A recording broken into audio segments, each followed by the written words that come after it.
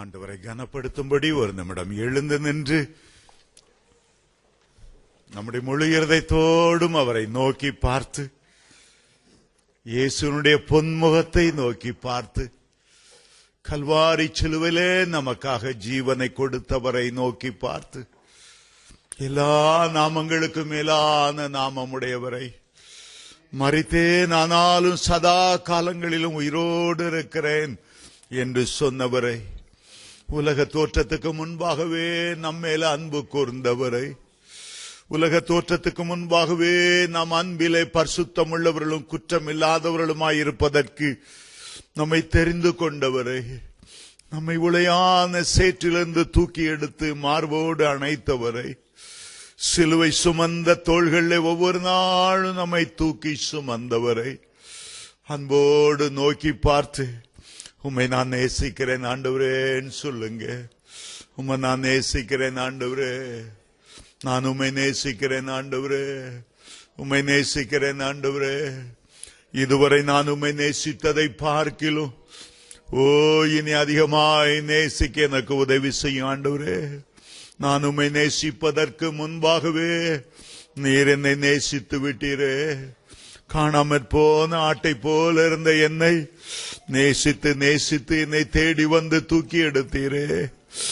உம்முடைய அளவற்ற அன்பினால் என்னை நிரப்பினீரே. உமக்கு நன்றி நன்றி நன்றி, உமக்கு நன்றி உமக்கு நன்றி உமக்கு நன்றி. ஹல்லேலூயா, உமக்கு நன்றி.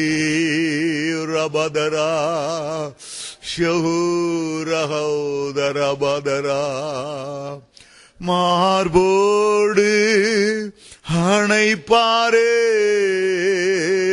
மனக்கவலை தீர்ப்பாரே. மார்போடு அணைப்பாரே, மனக்கவலை தீர்ப்பாரே. ஒரு தாய் தேற்றுவது போல் என் நேசர் தேற்றுவார். ஒரு தாய் தேற்றுவது போல் என் நேசர் தேற்றுவார். கைகளை உயர்த்தி ஹல்லேலூயா ஹல்லேலூயா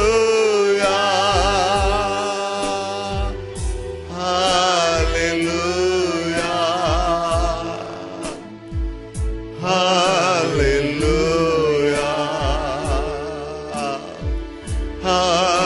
ஹல்லேலூயா ஹல்லேலூயா. ஒவ்வொரு மேலும் உடைய பிரசன்னம் இறங்கி வருவதாக. ஆவியானவரே, மார்போடு அணைப்பாரே,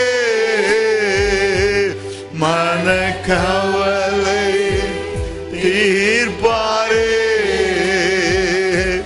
மார்போடு அணைப்பாரே, மனக்கவலை ரபதராஷியாராஹு தரகலஹு கேகேதேரி பிதுராபாஷியாரா ஹௌரா பகலா பகலா பாஷியாதரகரா பௌதரா பௌரா பாபா. ஒரு தாய் ஆமே ஹல்லேலூயா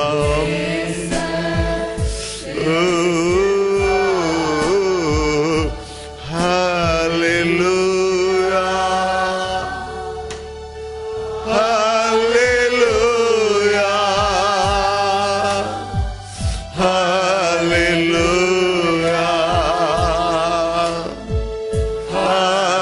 ஹல்லேலூயா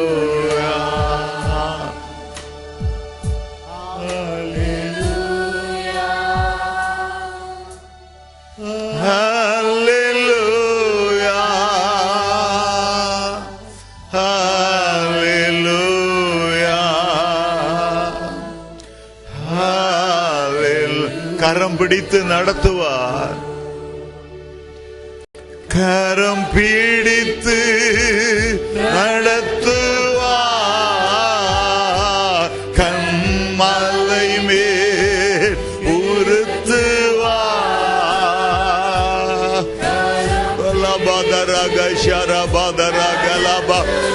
மகிமை மூடுவதாக, மகிமை மூடுவதாக, மகிமை மூடுவதாக.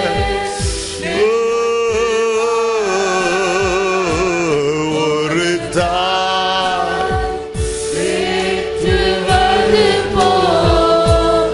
என் நேசர் தேற்றுவார். ஒரு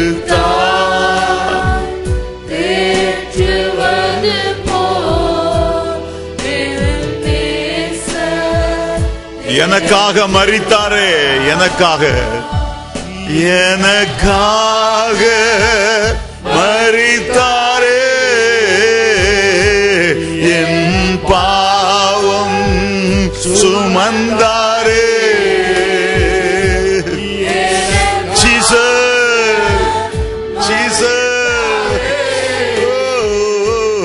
என் பாவம் சுமந்தாரே.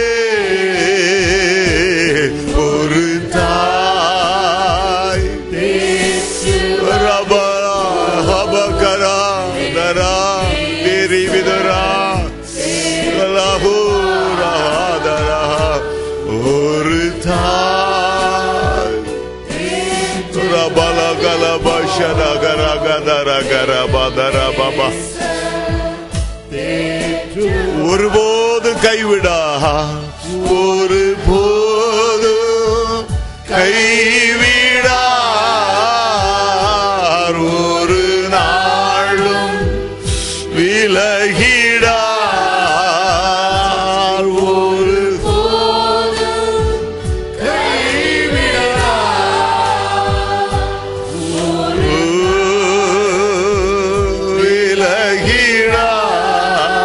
விலகிடார். ஒரு கலப கலப ஷதர கரபௌதர கலபௌரபா.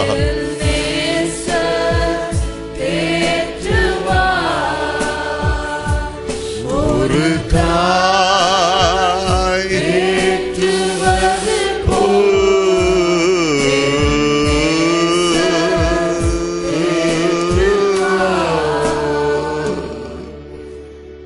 தேவனே, வானாதி வானங்களை உண்டு பண்ணினவரே, சூரியன் சந்திர நட்சத்திரங்கள், காணப்படுகிறவைகள் காணப்படாதவைகள் எல்லாவற்றையும் உருவாக்கின பரமபிதாவே, உம்மை அப்பா என்று அழைக்கும்படி நீர் எங்களுடைய தகப்பனானீர். நாங்கள் உம்முடைய பிள்ளைகளாய் இருக்கிறோம். நாங்கள் அநாதைகள் அல்ல, திக்கற்றவர்கள் அல்ல, வானத்தின் கீழே திறந்து விடப்பட்டவர்கள் அல்ல. எங்களுக்கு ஒரு தகப்பன் உண்டு, எங்களுக்கு ஒரு பிதா உண்டு, எங்களுக்கு ஒரு இரட்சகர் உண்டு. ஒரே ரத்தம் எங்களை கழுவி ஒரே குடும்பமாக்கி இருக்கிறது.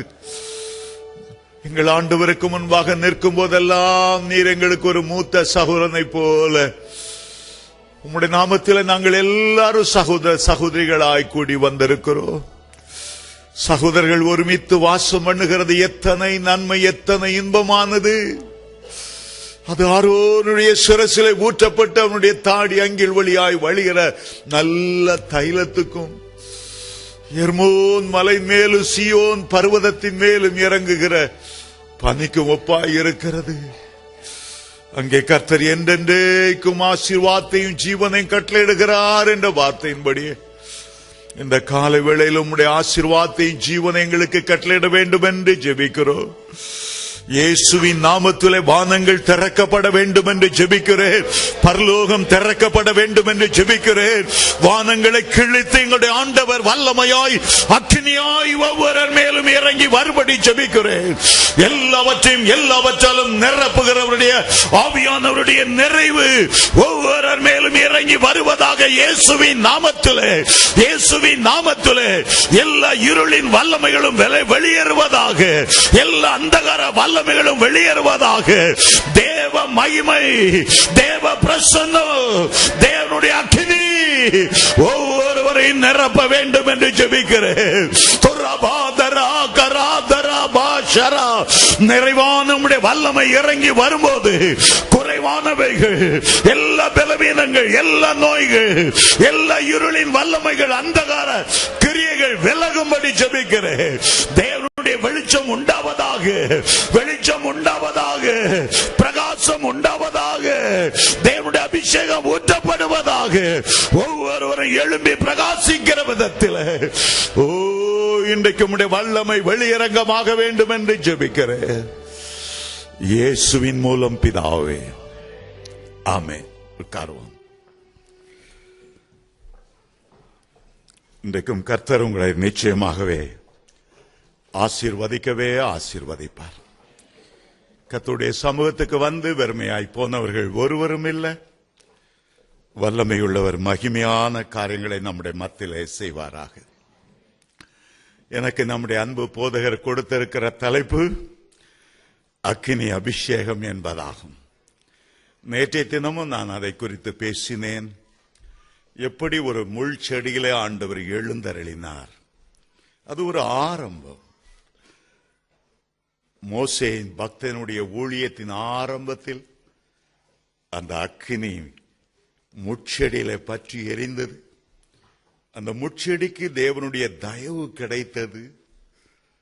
அந்த முட்செடியில ஆண்டவர் எழுந்தருள காரணம், அந்த முட்செடியையும் கூட ஆண்டவர் தெரிந்தெடுத்தார், நேசித்தார். அந்த முட்செடியிலிருந்து ஒரு காந்த சக்தி வந்தது. மோசேயை கிட்டே நெருங்கி போய் பார்க்கும்படியாக தூண்டி எழுப்பினது. அந்த முட்செடியிலிருந்து தேவனுடைய அழைப்பு வந்தது. என் ஜனத்தை விடுதலையாக்கி கானானுக்கு கொண்டு போக வேண்டும். நாம் அதை குறித்து நாம் நேற்றைய தினத்திலே தியானித்தோம்.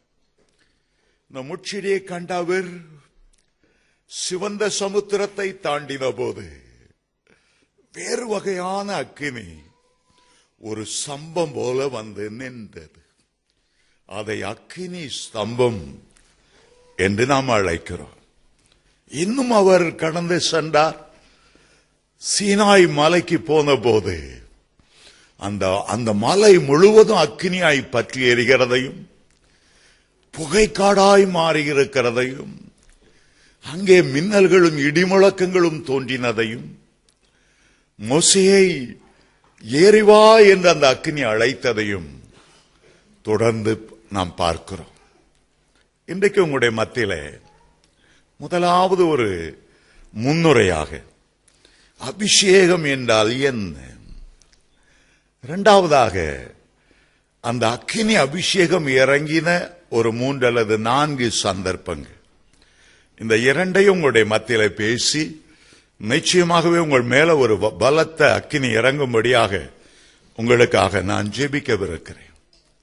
பல இடங்களில் நான் செல்லும் போது சபையாரை பார்த்து அவருடைய எண்ணங்களை தூண்டி விடும்படி அபிஷேகம் என்றால் என்ன என்று நான் கேட்பதுண்டு. அபிஷேகம் அபிஷேகம் என்கிற வார்த்தையை இந்த கடைசி நாட்களில் நாம எங்கேயும் நாம கேட்கலாம். அவர் பிரசங்கம் பண்ணார், ரொம்ப அபிஷேகமா இருந்தது. சரிங்க, அபிஷேகம் என்னது அது அவங்களுக்கு சொல்ல தெரியல. அபிஷேகமா இருந்தது, அது உணர முடிகிறது. அபிஷேகமா இருந்தது, அந்த தேவ பிரசன்னத்தை அனுபவிக்க முடிந்தது. ஆனால் அபிஷேகம்னா என்ன, அது அவர்களுக்கு புரியவில்லை. அநேகம் பேர் சொல்லுவாங்கள் அபிஷேகம் என்றால் அது தேவ வல்லமை வெளிப்படுவது, அபிஷேகம் என்றால் அற்புதங்களும் அடையாளங்களும் நடப்பது, அபிஷேகம் என்றால் இயற்கைக்கு அப்பாற்பட்ட தேவ பிரசன்னம். பலரும் பல கருத்துக்களை அதை பற்றி சொல்லக்கூடும். ஆனால் அபிஷேகம் என்றால் என்ன? வேதத்திலே முதல் முறை யாக்கோபு போகிற வழியிலே ஆண்டவர் தரிசனமான இடத்திலே, பரலோகத்துக்கு ஏணி வைக்கப்பட்டிருந்த இடத்திலே அந்த ஏணிக்கு மேலாய் கர்த்தர் நின்று தன்னோடு பேசின இடத்திலே அதுவரை தான் தலைக்கு வைத்திருந்த ஒரு கல்லை ஒரு தூணாக நட்டி அதில் எண்ணெய் வார்த்தார். நான் கட்டின இந்த தூண் கர்த்தருடைய வீடாகும். அதற்கு பெத்தேல் என்று பெயரிட்டார்.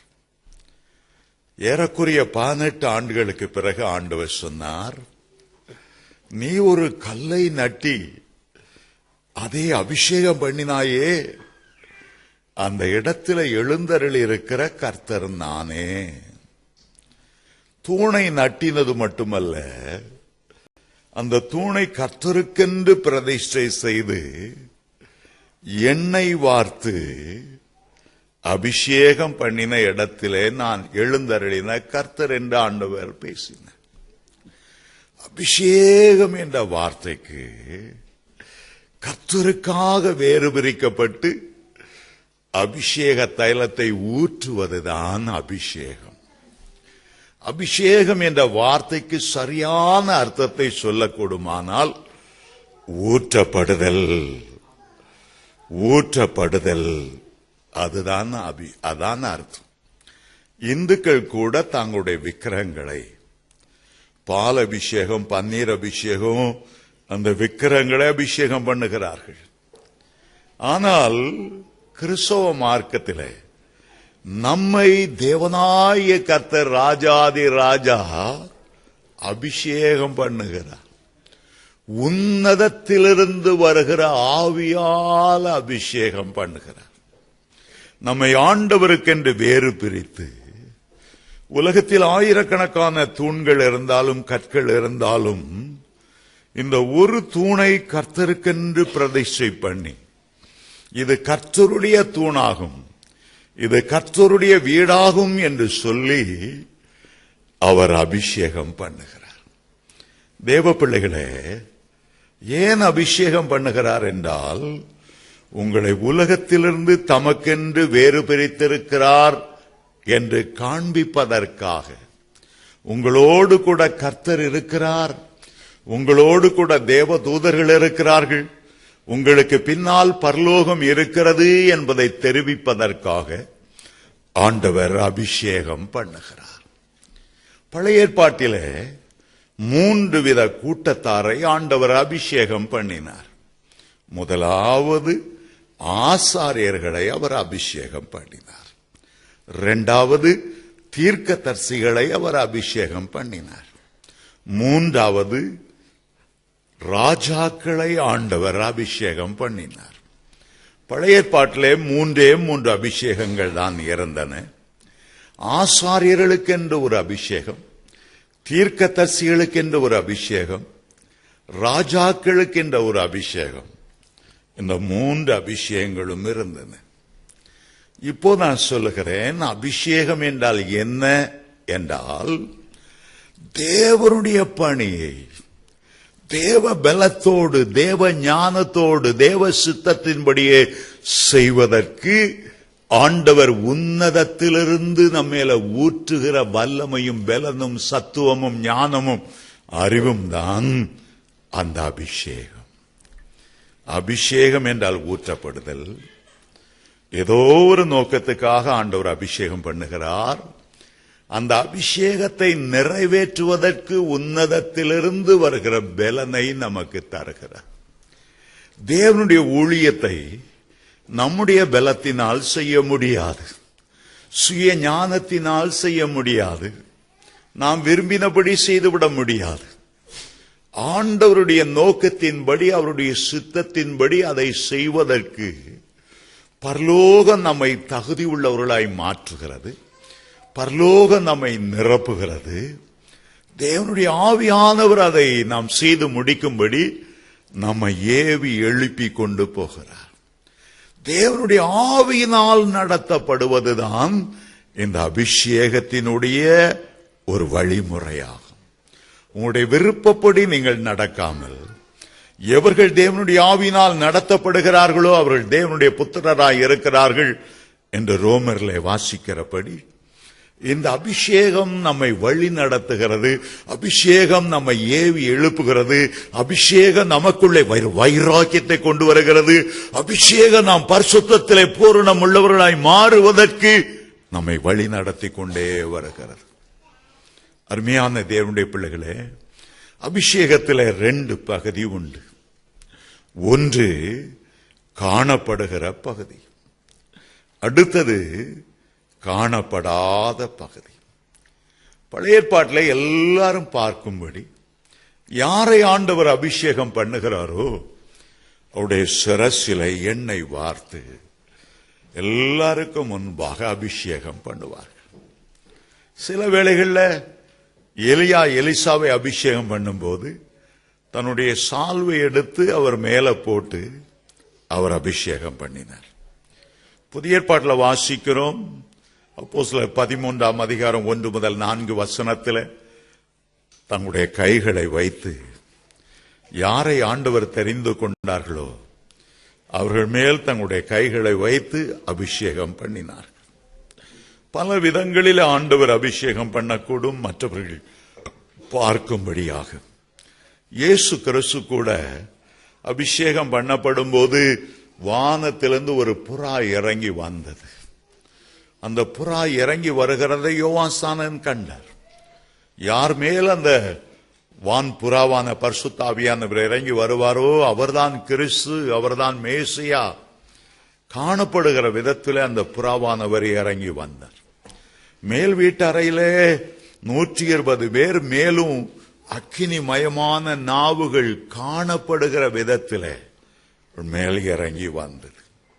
தேவ பிள்ளைகளே, தாவீதை ஆண்டவர் அபிஷேகம் பண்ணும்போது எல்லா சகோதரர்களும் உட்கார்ந்திருக்க சாமுவேல் தைல கொப்பியை நிரப்பி எல்லாரும் பார்க்கும்படி அவருடைய சகோதரர் நடுவே, அவருடைய வீட்டாரே சத்துருக்கள் என்று சொல்லப்படுகிறபடி எல்லா சத்துருக்களுக்கு முன்பாக தேவரீர் எனக்கு ஒரு பந்தியை ஆயத்தப்படுத்தி அவருடைய தலையிலே எண்ணெயால் அபிஷேகம் பண்ணினார்.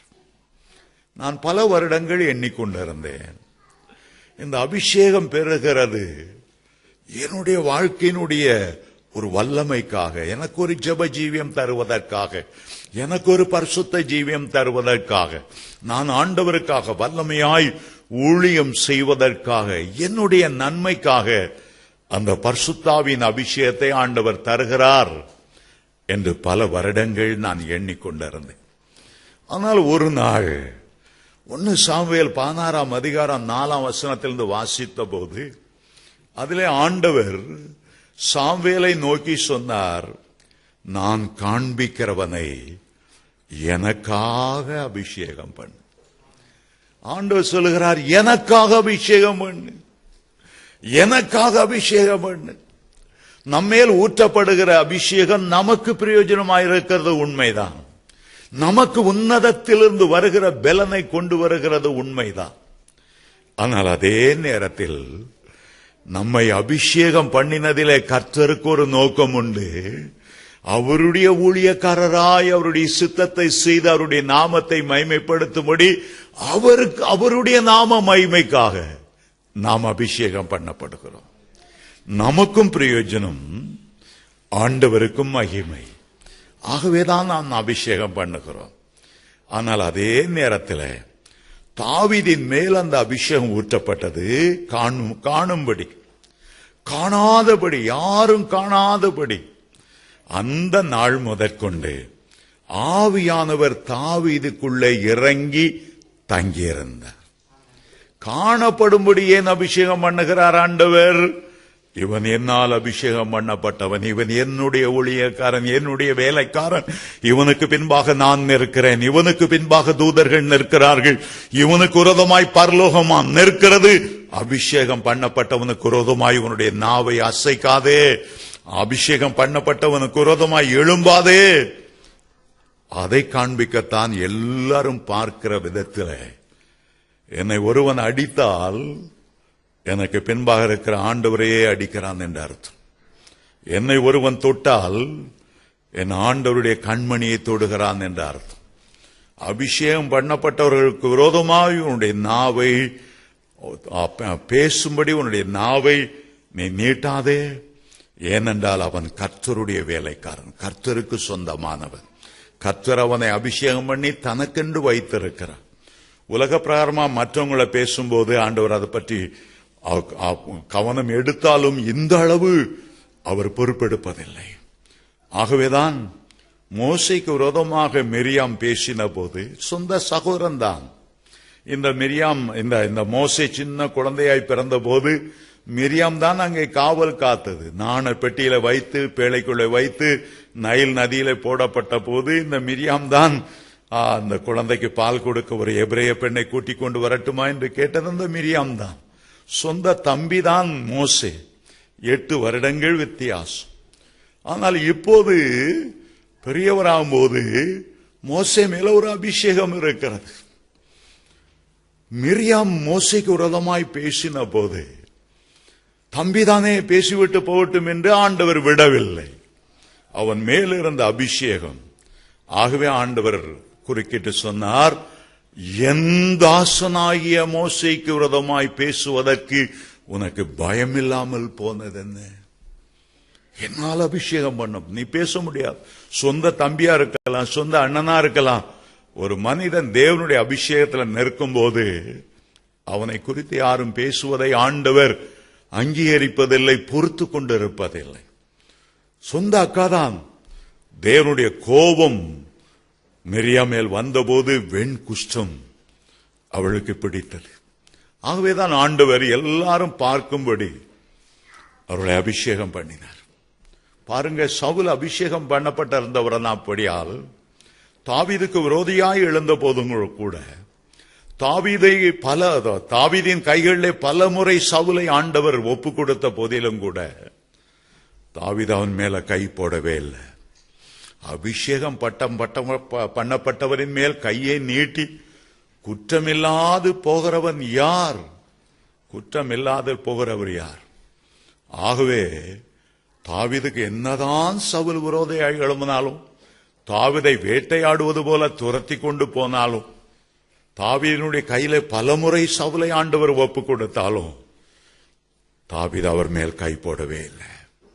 அருமையான தேவனுடைய பிள்ளைகளே, எல்லாரும் காணும்படி ஆண்டவர் அபிஷேகம் பண்ணாலும் யாரும் காணாத விதத்தில் அபிஷேகம் பண்ணப்பட்ட நாளிலிருந்து ஆவியானவர் உங்களுக்குள்ள இறங்கி தங்கியிருந்து என்ன நோக்கத்தோடு ஆண்டவர் உங்களை அபிஷேகம் பண்ணினாரோ அந்த நோக்கத்தை நிறைவேற்றுவதற்கு உங்களுக்கு சத்துவமும் பலனும் தந்தருளுவார்.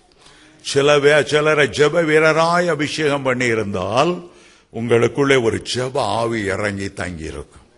நீங்கள் ஒரு தீர்க்கதரிசியாய் அபிஷேகம் பண்ணப்பட்டிருந்தால் யாரும் காணாத விதத்தில் தீர்க்கதரிசியின் ஆவி உங்களுக்குள்ளே தங்கியிருக்கும். நீங்கள் கர்த்தருடைய வாயாய் மாறிவிடுவீர்கள்.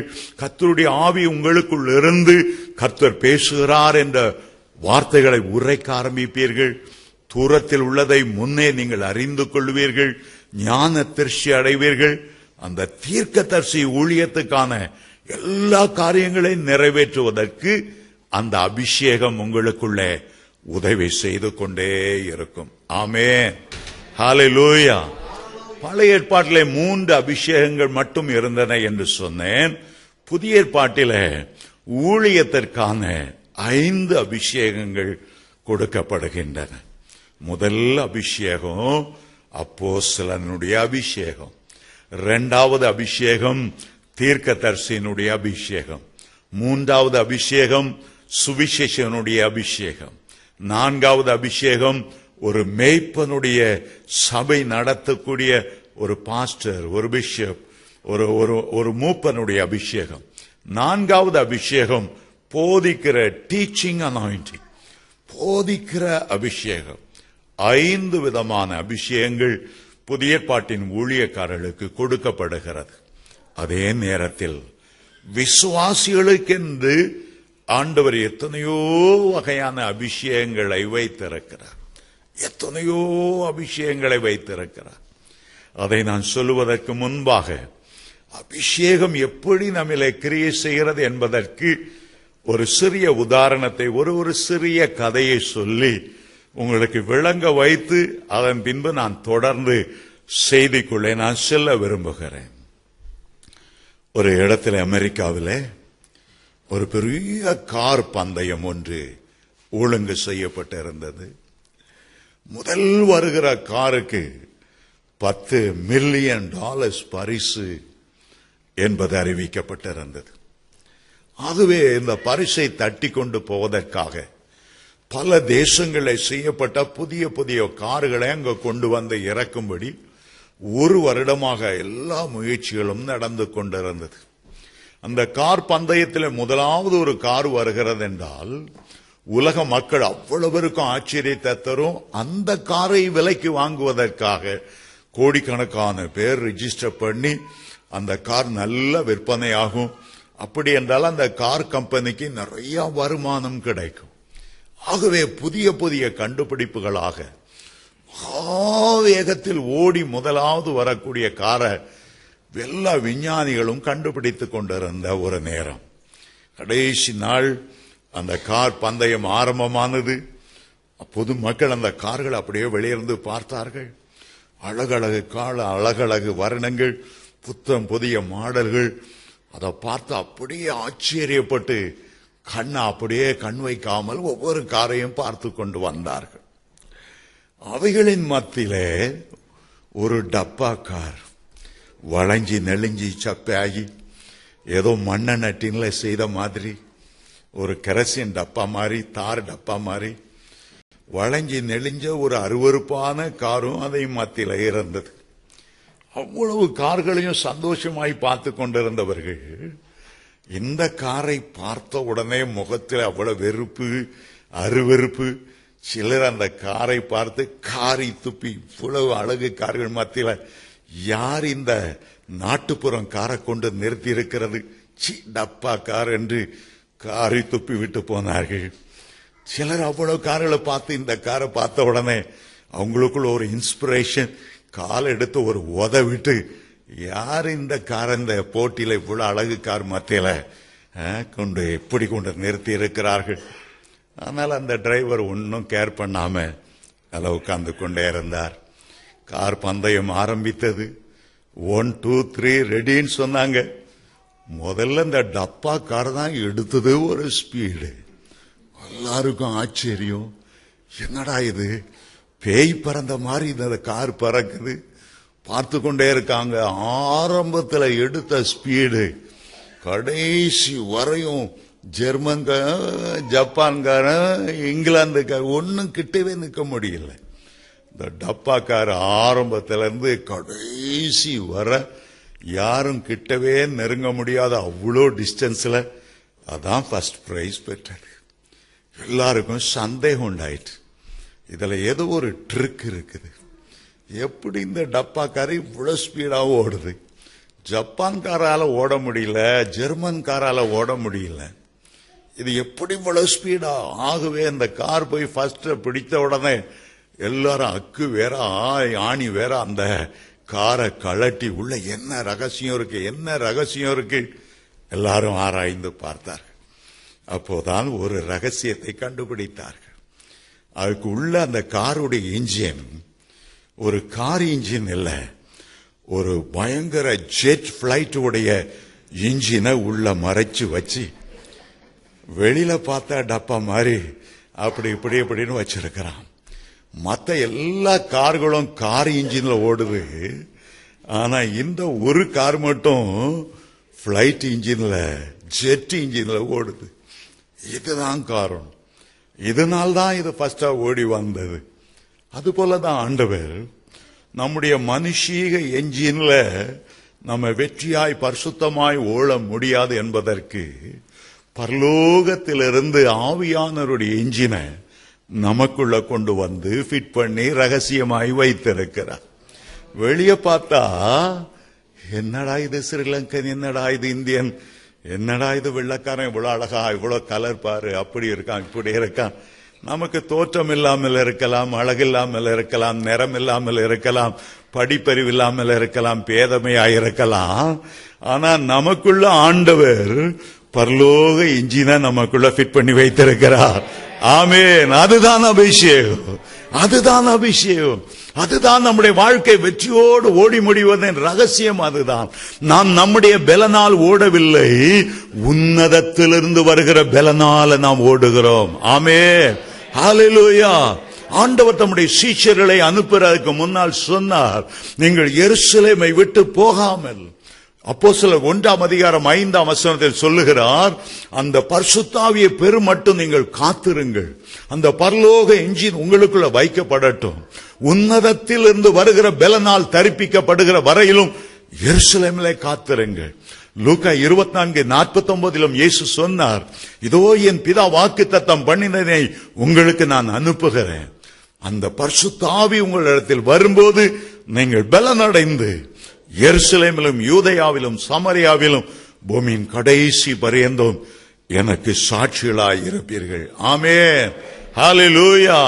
நம்முடைய ஓட்டம் வெற்றியோடு ஓடி முடிப்பதற்கு தேவனுடைய அபிஷேகம் நமக்கு எல்லா விதத்திலும் பிரயோஜனமானது.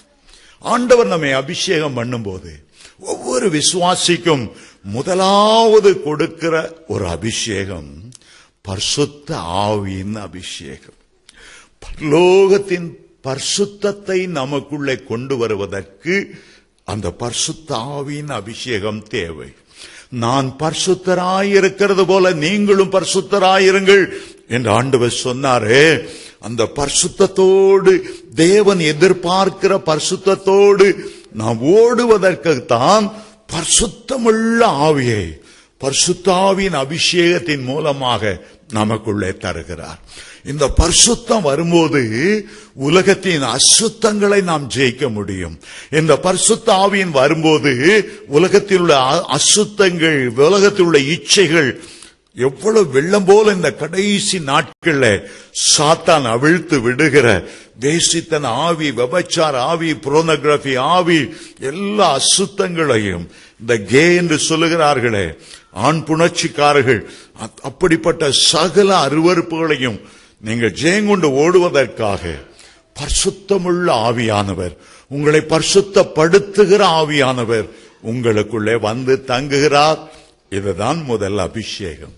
இரண்டாவது ஆண்டவர் நமக்கு தருகிற ஒரு அபிஷேகம் அக்கினியின் அபிஷேகம். இந்த அக்கினியின் அபிஷேகம் 2 விதத்திலே கிரியை செய்கிறது. நமக்குள்ளே சுட்டரிக்கிற ஆவியாக, அக்னியாக அந்த அபிஷேகம் உதவி செய்கிறது. அதே நேரத்தில் மந்திரவாதிகளின் கட்டுகள், பிசாசுகளின் செயல்களை சுட்டரிக்கும்படி ஒரு வைராக்கியத்தை நமக்குள்ளே கொண்டு வருகிறது. நமக்குள்ளே உள்ள பாவ பழக்க வழக்கங்கள், நாம் ஆண்டவருக்குள்ளே எழும்ப முடியாதபடி நமக்குள்ளே சில குறைவுகள், எப்படி ஏசாயாவுக்குள்ளே ஐயோ நான் அசுத்த உதடுகள் உள்ள மனுஷன், ஒரு பெரிய தீர்க்கதரிசி தான் அசுத்த உதடுகள் உள்ள மக்கள் மத்தியில வாழ்ந்து சில கிட்ட வார்த்தைகளுடைய வாயில வந்து விடுகிறது. ஆகவேதான் அந்த அக்கினி அபிஷேகத்தை அனுப்பி, இந்த அக்கினி அபிஷேகத்தை ஏசாயா 4:5 சுட்டரிப்பின் ஆவி, நம்முடைய சுபாவங்களிலே தேவனுக்கு பிரியமில்லாத சுபாவங்களை சுட்டரிக்கிற, நம்முடைய தேவனுக்கு பிரியமில்லாத பாவ பழக்க வழக்கங்களை சுட்டரிக்கிற ஆவியை ஆண்டவர் நமக்குள்ளே கொண்டு வந்து நம்மை சுத்திகரிக்கிறார், பரிசுத்தப்படுத்துகிறார், தூய்மைப்படுத்துகிறார், தேவனுக்கு உகந்த ஒரு ஆலயமாய் நம்மை மாற்றுகிறார்.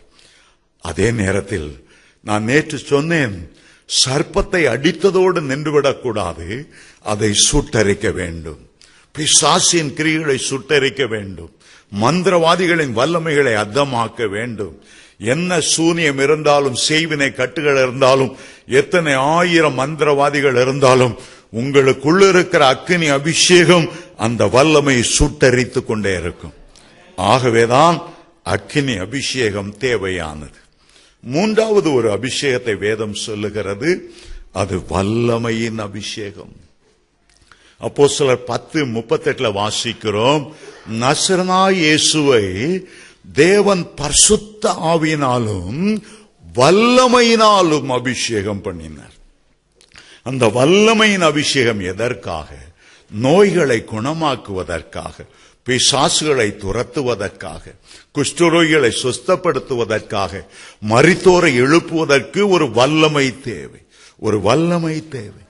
பிசாசை துரத்துறது ஆவியின் வரமல்ல, பிசாசை துரத்துகிறது தேவனுடைய வல்லமை. நீங்க உபவாசத்தில் இருக்கும்போது, ஜெபிக்கும் போது அந்த வல்லமை உங்களை பெருகி கொண்டே இருக்கும். ஆகவேதான் சில ஆவிகள் உபவாசத்தினாலும் ஜெபத்தினாலுமே அன்றி மற்ற விதத்தில் அது போகாது என்று ஆண்டவர் சொன்னார். ஜெபிக்கும் போது உங்களுக்கு வல்லமை, ஸ்துதிக்கும் போது ஒரு வல்லமை, சபை கூடி வரும்போது சபையில் உள்ள வல்லமை, கூட்டு வல்லமை உங்கள் மேல இறங்கி கொண்டிருக்கும். இது வல்லமையின் அபிஷேகம். நான்காவது ஒரு அபிஷேகத்தை வேதம் சொல்லுகிறது, அது ஆனந்த தைல அபிஷேகம். சங்கீதம் 45:7 ஆனந்த தைல அபிஷேகத்தை குறித்து வாசிக்கிறோம். தேவனே உம்முடைய தேவன் உம்முடைய தோழரை பார்க்கிலும் உம்மை ஆனந்த தைலத்தால் அபிஷேகம் பண்ணினார். அதுபோல ஏசாயா 61:3 அவர் துயரப்பட்டவர்களை ஆனந்த தைலத்தால் அபிஷேகம் பண்ணுகிறார். எபிரேயர் 1:9 ஆனந்த தைலம். ஆனந்த தைலம் என்று சொல்லும்போது ஆண்டவர்களே மனமகிழ்வதற்காக, ஆண்டவருடைய மார்பிலை சார்ந்து கொள்வதற்காக. யோவான் எப்போது கர்த்தருடைய மார்பிலை மகிழ்ச்சியோடு சார்ந்து கொண்டிருந்தார். அதுபோல ஆண்டவரை ஆவியோடு உண்மையோடு ஆராதிப்பதற்கு இந்த ஆனந்த தைல அபிஷேகம் நமக்கு தேவை. புதிய பாடல்களை ஏற்றி, புதிய மியூசிக் போட்டு, கித்தார் வாசித்து அப்படியே தேவ பிரசன்னத்தில் மகிழ்ந்து மகிழ்ந்து ஆராதிப்பதற்கு இந்த ஆனந்த தைல அபிஷேகம் தேவை. தந்தை பெர்க்மேன்ஸ் தலையில ஆண்டவர் குடங்குடமா ஆனந்த தைல அபிஷேகத்தை ஊற்றியிருப்பான்னு நான் நினைக்கிறேன். ஆனபடியால் தான் இவ்வளவு பாட்டு. அவர் பாட்டு பாட ஆரம்பிச்சா சிரிக்காதவனும் மகிழாதவனும், தீபாவளிக்கு தான் சிரிக்கிறவன், கிறிஸ்துமஸ் அன்னைக்கு தான் சிரிக்கிறவனும் கூட மகிழ்ந்து கரந்தட்டி மகிழும்படி ஒரு ஆனந்த தைல அபிஷேகம், கர்த்தரை ஆராதிப்பதற்காக. அடுத்த அபிஷேகத்தை பார்க்கும்போது ஐந்தாவதாக ஒரு விண்ணப்பத்தின் அபிஷேகம், ஒரு மன்றாட்டின் அபிஷேகம். இன்னும் அன்பின் அபிஷேகத்தை பார்க்கிறோம். சத்துருக்களை நேசிப்பதற்காக ஒரு அன்பின் அபிஷேகம். சிலருக்கு எப்போதும் நறுங்குண்டு ஆவினால ஒரு கண்ணீரின் அபிஷேகம் இருக்கும். முழங்கால் படியிட்ட உடனே கண்ணீரோடு சிலுவை நோக்கி பார்ப்பார்கள், கண்ணீரோடு மன்றாடுவார்கள். கண்ணீரின் அபிஷேகம். இப்படி அநேகருக்கு அநேக அபிஷேகங்கள். சாம் ஜோத்ரை பார்த்து உங்களுக்கு என்ன அபிஷேகம் இருக்குன்னு கேட்டா நான் சொல்லுவேன், எனக்கு எழுதுகிற அபிஷேகத்தை ஆண்டவர் கொடுத்திருக்கிறார். பேனா பிடிச்சேன்னா என்னுடைய மைண்ட்ல அந்த தாட்ஸ் ஓடிக்கொண்டே இருக்கும். 4 மணி நேரம் 5 மணி நேரம் என் பாட்டுக்கு எழுதி கொண்டே இருப்பேன். ஆண்டவர் சொல்ல சொல்ல எனக்கு அந்த எழுதுகிற அபிஷேகம். ஒவ்வொருவருக்கும் ஒவ்வொரு அபிஷேகத்தை ஆண்டவர் வைத்திருக்கிறார். அதுபோல நீங்க ஆண்டவர்கிட்ட கேட்டு, ஏன் அபிஷேகம் ஆண்டவரே, எனக்கு எந்த விதத்தில் அபிஷேகம் தந்திருக்கிறேன், ஆண்டவர் அதை உங்களுக்கு சொல்லி தருவார். பலருக்கும் பல அபிஷேகங்கள் இருக்கலாம். ஆனால் கடைசி அபிஷேகம், தம்முடைய சரீரமாகிய சபைக்கு ஆண்டவர் கொடுக்கிற ஒரு கடைசி அபிஷேகம் உண்டு. அது மகிமையின் அபிஷேகம். மகிமையின் அபிஷேகம். மகிமையின் ஆவியானவர் நமக்குள்ளே வந்து தங்குகிறார் என்று 1 பேதுரு 4:14 வாசிக்கிறோம். அந்த எக்கால சத்தம் துணிக்கும் போதுதான் இந்த மகிமையின் மேல் மகிமை அடைந்து மறுரூபம் ஆவதற்காக நமக்கு அந்த மகிமையின் அபிஷேகத்தை ஆண்டவர் நமக்கு தந்தருளுகிறார். அதை 2 கொரிந்தியர் 3:18 வாசிக்கிறோம். இமைப்பொழுதே நாம் மறுரூபம் ஆவோம், மகிமையின் மேல மகிமை அடைந்து மறுரூபமாகிறோம் என்று அந்த வசனத்தில் எழுதப்பட்டிருக்கிறது. சரி, இதை குறித்து நான் அதிகமாக இன்னும் 2 நேரம் இருக்கு உங்களுக்கு நான் சொல்ல போகிறேன். ஆனா இன்றைக்கு நாம் விசேஷமாக இந்த அக்கினி அபிஷேகத்தால நாம நிரப்பப்படுவது எப்படி, எப்படி பரிசுத்தவான்கள் அந்த அக்கினியை இறங்க பண்ணினார்கள், ஒரு 4-5 சந்தர்ப்பங்களை இன்றைக்கு உங்களுக்கு முன்பாக நான் வைக்க விரும்புகிறேன். அருமையான தேவனுடைய பிள்ளைகளே, இந்த எல்லா விதமான அபிஷேகங்களிலும் நீங்கள் ஜெயமுள்ளவர்களாய் விளங்க வேண்டும் என்று உங்களுக்கு கொடுக்கப்படுகிற ஒரு அபிஷேகம் அக்கினியின் அபிஷேகம். அக்கினியின் அபிஷேகத்தை பெற்றுக் கொள்ளுகிறது மட்டுமல்ல, அந்த அக்கினியின் அபிஷேகத்தை நீங்கள் காத்து கொள்ள வேண்டும். நீங்கள் காத்து கொள்ள வேண்டும், பெற வேண்டும், அதை அனல் மூட்டி எழுப்ப வேண்டும், அதை காத்து கொள்ள வேண்டும். அப்போஸ்தலனாகிய பவுல் சொல்லுகிற தீமோத்தேயுக்கு எழுதும்போது 1:7 என்று நினைக்கிறேன், உன்மேல் என் கைகளை வைத்த போது உனக்கு உண்டான அந்த அபிஷேகத்தை அனல் மூட்டி எழுப்பிவிடு. அபிஷேகத்தை பெற்றுக் கொள்ளுகிறது மட்டுமல்ல, அதை அனல் மூட்டி எழுப்பிவிட வேண்டும். ஒரு சபையில ஒரு நல்ல ஒரு விசுவாசி இருந்தார். பரிசுத்த ஆவியின் அக்கினியால் நிரப்பப்பட்டார். ஆனா சில காலம் கழித்து சபையில சிலர் வந்து சொன்ன சில வேண்டாத காரியங்கள், சில குழப்பங்கள் அவரை பற்றி பிடித்தது. ஆகவே 3-4 வாரங்கள் அவர் சபைக்கு வரவில்லை. ஏன் சபைக்கு வரவில்லை? போதையர் பார்க்கிறார், முதல் ஞாயிற்றுக்கிழமை ஆளை காணும், 2ஆம் ஞாயிற்றுக்கிழமை ஆளை காணும், 3ஆம் ஞாயிற்றுக்கிழமை ஆளை காணும். அவை போதகர் என்ன பண்ணினார்? அவருடைய வீட்டுக்கு போனார். வீட்டுக்கு போனால் அவர் நல்ல விறகட்டை எல்லாம் எடுத்து வைத்து வீட்டுக்கு வெளியில ஒரு கேம்ப் ஃபயர் மாதிரி போட்டு அவர் குடும்பத்தாரெல்லாம் உட்கார்ந்து அனல் காய்ந்து கொண்டிருந்தார்கள். பக்கத்தில் மியூசிக் பிளேயர், நல்ல ஒரு இங்கிலீஷ் பாட்டு, பாப் மியூசிக் மாதிரி டக்க டக்க டக்குன்னு அடித்து கொண்டிருந்தது. எல்லாரும் சுத்தி வர ஃபேமிலியா உட்கார்ந்து இருந்தார்கள்.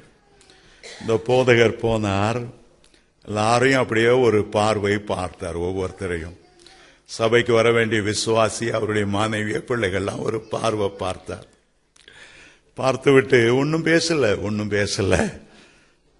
ஏன்னா அந்த மியூசிக் ரொம்ப சத்தமா ஓடிட்டு இருக்கு, டக்கா டக்கா டக்கா டக்கா என்று. ஆகவே அவர் மெதுவா போனார். அந்த குளிர் காய்கறக்கா வைத்திருந்த விறகு ஒரு கட்டை எடுத்து வெளியே வைத்தார். கொஞ்ச நேரத்தில் அந்த கட்டை அணைந்து போனது. இந்த அணைஞ்சு போன விறகு கட்டையை பார்த்தார். அணைஞ்சு போன விசுவாசியை பார்த்தார். விசுவாசியை பார்த்து ஒரு பெருமூச்சு விட்டார். பிறகு இந்த அணைஞ்சு போன கட்டை எடுத்து மறுபடியும் மற்ற கட்டைகளோடு வைத்தார்.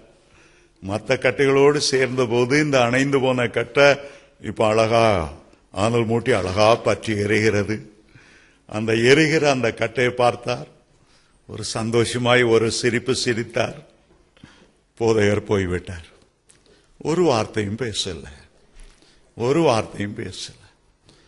இந்த விசுவாசிக்கு இப்ப உணர்த்தப்பட்டா, சபை கூடுதல பல கட்டைகளோடு நீ சேர்ந்திருந்தா நீனும் பற்றி பிடித்து அழகாய் ஆண்டவருக்காக எரிந்து பிரகாசிப்பாய். சபை கூடுதலை நீ விட்டுவிட்டால் உன்னில உள்ள அக்கினி அணைந்து போகும். ஒரு கரிக்கட்டையை போல மாறிவிடுவாய். உன்னை கண்டு பரலோகம் துக்கப்படும். சபை கூடுதலை விட்டுவிட்டாயே, கர்த்தருடைய வருகை சமீபமாகிவிட்டதே. சபை கூடுதலை விட்டுவிடாமல் ஒருவருக்கொருவர் புத்தி சொல்லுங்கள் என்று அப்போஸ்தலனாகிய பவுல் எபிரேயருக்கு எழுதுகிறாரு. மறுபடியும் அந்த கட்டைகளோடு சேர்ந்து இருக்கும்போது அது எப்படி ஜுவாலித்து எரிகிறது. நீ மறுபடியும் ஆதி அன்புக்குள்ளே வந்துவிட வேண்டும்.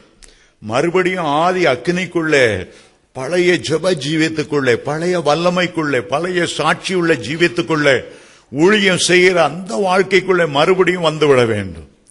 ஆண்டவர் அதை அருமையாய் உணர்த்தினார். ஆகவே அடுத்த வாரம் சபை கூடுதல பார்த்தா அவர் தான் முதல்ல உட்கார்ந்திருந்தார். அணைந்து போன கரிக்கட்டையாய் நான் இருக்க பிரியப்படவில்லை. தேவ பிள்ளைகளோடு ஆண்டவரை ஆவியோடு உண்மையோடு ஆராதிக்க பிரியப்படுகிறேன். நன்றாய் அவர் உணர்த்தப்பட்டார். அருமையான தேவனுடைய பிள்ளைகளே, இன்றைக்கு நான் 4 காரியங்களை உங்களுக்கு முன்பாக வைக்க விரும்புகிறேன். முதல் காரியம் வாசியுங்கள். 1 ராஜாக்கள் 18ஆம் அதிகாரம் 30ஆம் வசனம். சத்தத்தை உயர்த்தி யாராகிலும் வாசிக்கும்படி கேட்டுக்கொள்கிறேன்.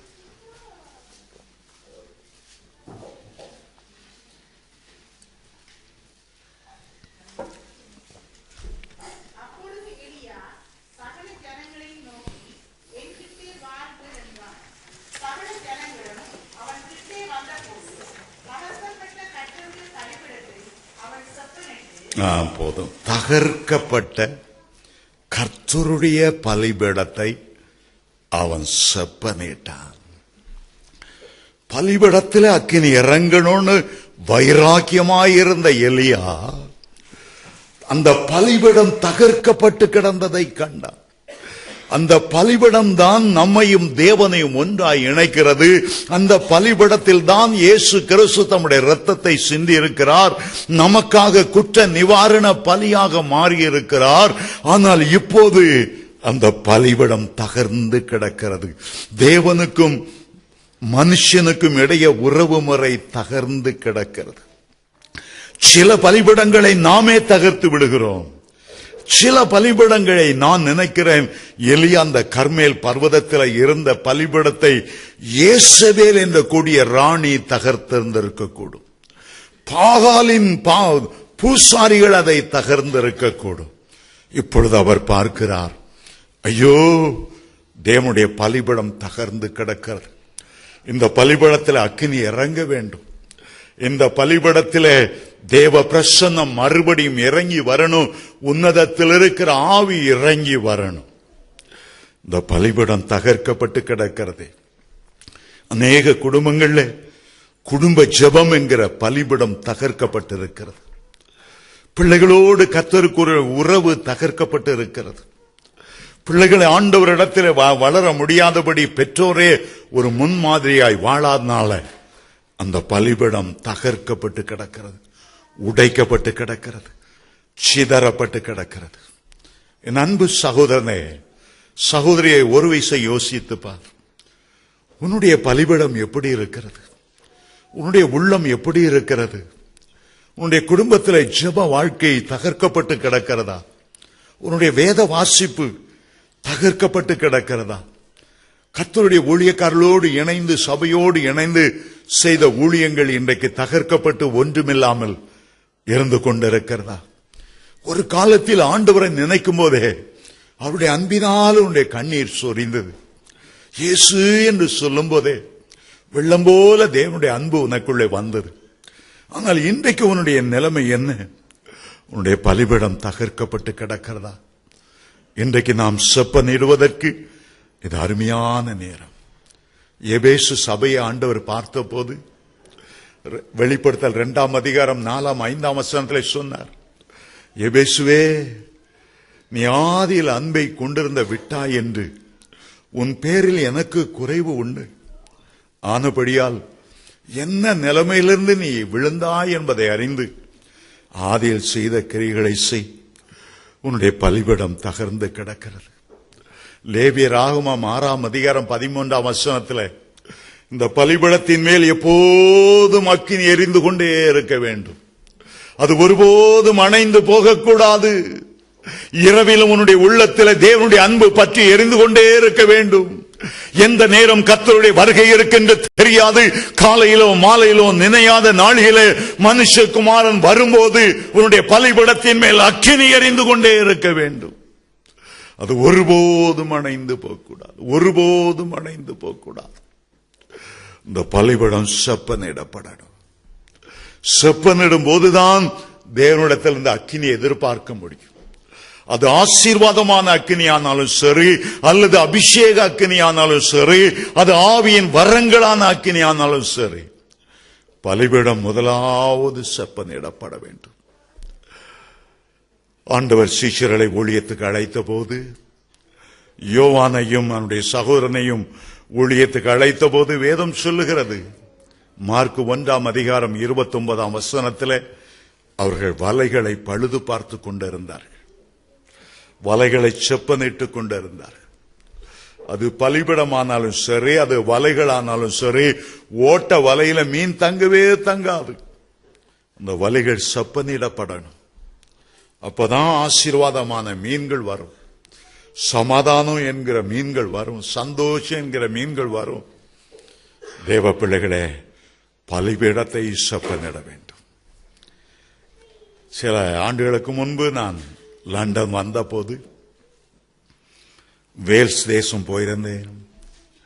ஈவான் ராபர்ட்ஸ் என்ற ஒரு பக்தன் 1905ஆம் ஆண்டு ஒரு பெரிய எழுப்புதலை அந்த வேல்ஸ் தேசத்தில் கொண்டு வந்தார். 6 மாசத்துக்குள் 1,50,000 பேர் ரட்சிக்கப்பட்டு சபையில சேர்ந்தார். ஒரு பெரிய பிரசங்கம் பண்ணுவதில்லை, மேடையில் நின்று இயேசு சொல்லும் போதே வானம் திறக்கப்படும், அக்கினி விழும். எப்போதும் அக்கினிக்காக அவர் ஜெபம் பண்ணி கொண்டே இருப்பார். ஒரு மலையடி வாரத்தில் அவரை பேச அழைத்திருந்தார்கள். குதிரையில போய் கொண்டிருந்தார். ஆவியானவருடைய உள்ளத்திலே உணர்த்தினார், உன் பலிபீடத்தை நீ செப்பனிடு. சில குறைகள் உனக்கு வந்துவிட்டன, சில கசப்புகளுக்கு நீ இடம் கொடுத்து விட்டாய், சில மன்னியாத சுவாபங்கள் உனக்குள்ளே ஒட்டி கொண்டது. இப்போது நீ ஒப்புக்கொடு. உன் பிரசங்கம் முக்கியம் அல்ல, உன்னுடைய பலிபீடம் செப்பனிடப்படணும். ஆகவே அவர் இறங்கினார். அது ஒரு காட்டு பகுதி. தன்னுடைய குதிரை ஒரு மரத்தில் கட்டினார். இந்த காடுகளுக்குள் போனார். தேவனே என்னை ஆராய்ந்து பார்த்து அறிந்து கொள்ளும். தேவனே வேதனை உண்டாக்கும் வழி என்னிடத்தில் உண்டோ என்று நீ பார்த்து என்னை நித்திய வழிகளில் நடத்தும். தேவனே பாவங்களுக்கு என்னை விலக்கி காரும். துணிகரமான பாவங்களை என்னை ஆள வெட்டாதிரும். 4 மணி நேரம் அவர் ஜெபித்தாராம். 4 மணி நேரம் தேவ பிரசன்னம் தன் மேல இறங்குகிற வரையிலும், வானங்கள் திறக்கப்பட்டு அக்கினி அவர் மேல ஊற்றப்படுகிற வரையிலும் கண்ணீரோடு நடந்து அங்கும் இங்கும் நடந்து உலாவி ஜெபம் பண்ணி கொண்டே இருந்தார். 4 மணி நேரம் தேவனுடைய பிரசன்னம் அவர் மேல இறங்கி வந்தது. குதிரை மேல ஏறி போனார். ஆவில நிரம்பி கொண்டே அந்நிய பாஷை பேசிக்கொண்டே போனார். அங்கே பாவம் ஜனங்கள் சாயங்காலம் 6 மணிக்கு ஆரம்பித்த கூட்டம் ராத்திரி 10 மணி வரைக்கும் பாட்டு பாடி இன்னும் ஈவான் ராபர்ட்ஸை காணுமே, பிரசங்கியார காணுமே, அவளோடு எதிர்பார்த்து கொண்டிருந்தார். குதிரையிலிருந்து கீழே குதித்தார். மேடையில ஏறினார். ஆண்டவரே, நீர் போட விரும்புகிற அக்கினியை போட ஆண்டவரே, பூமியின் மேல் அக்கினியை போட வந்தேன், இப்பொழுதே அது பற்றி எரிய வேண்டும் என்று விரும்புகிறேன் என்று சொன்னீரே. உம்முடைய பிள்ளைகள் உமக்கு அக்கினியாய் எழும்பி பிரகாசிக்கும்படி அந்த அக்கினி விழட்டும். பெரிய பிரசங்கம் ஒண்ணும் பண்ணல, 7 குறிப்பு 8 குறிப்பு ஒன்னும் சொல்லல. கர்த்தருடைய அக்கினி விழுந்தது. கர்த்தருடைய அக்கினி விழுந்தது. ஐயோ பாவி பாவி பாவி என்று ஒவ்வொருவரும் கதற ஆரம்பித்தார்கள். கொஞ்ச நேரம் கழிந்தது, எல்லாம் அந்நிய பாஷை பேச ஆரம்பித்தார். ஒரு பெரிய எழுப்புதல் உண்டானது. பலிபீடம் செப்பனிடப்பட வேண்டியது அவசியம். பலிபீடம் செப்பனிடப்பட வேண்டியது அவசியம். ஏன் இந்த விசேஷமான கூட்டங்கள்? நீங்கள் மறுபடியும் ஆதி அன்புக்கு திரும்பணும், மறுபடியும் பலிபீடம் செப்பனிடணும், மறுபடியும் உங்க மேல அந்த அக்கினி இறங்கணும் என்பதற்காகத்தான் இந்த விசேஷமான கூட்டங்களை போதகர் ஐயா, பிஷப் ஐயா ஒழுங்கு செய்திருக்கிறார். உங்களுக்கு ஒரு அக்கினி தேவை, உங்களுக்கு ஒரு அபிஷேகம் தேவை.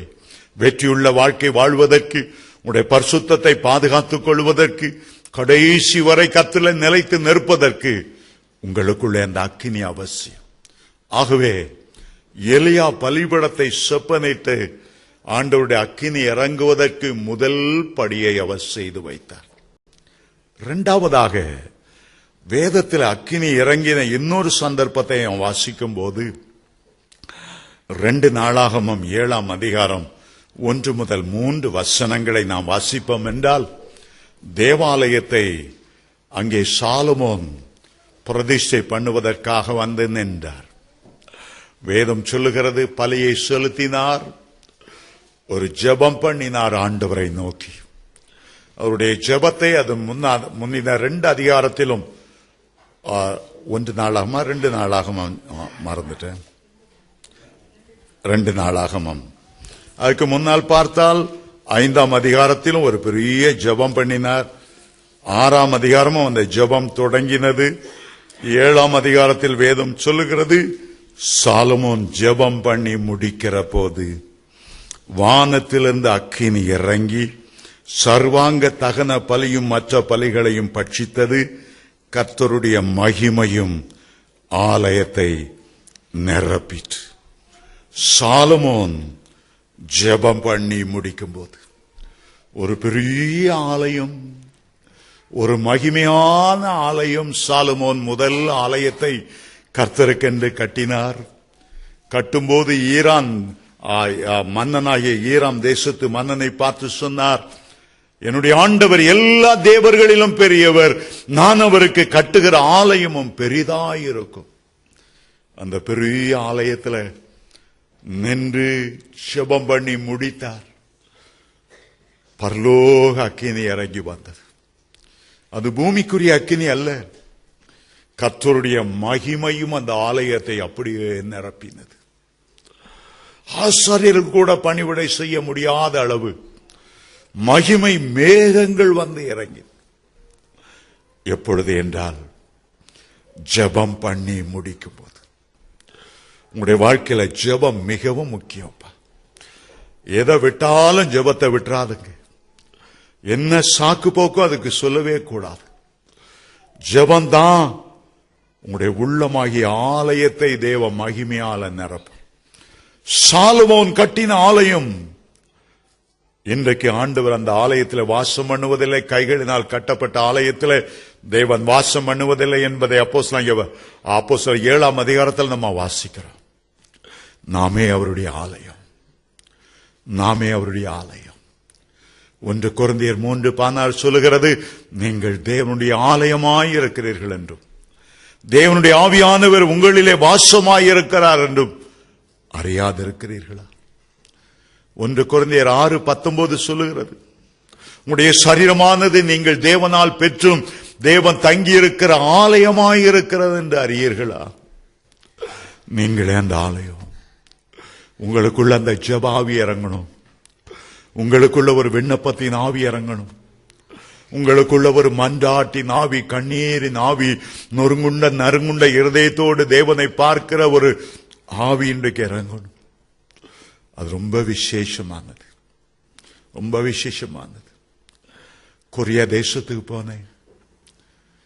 அங்க நான் போகும்போது 7 லட்சம் மக்கள் ஒரு சபையில் இருக்கிறார்கள்.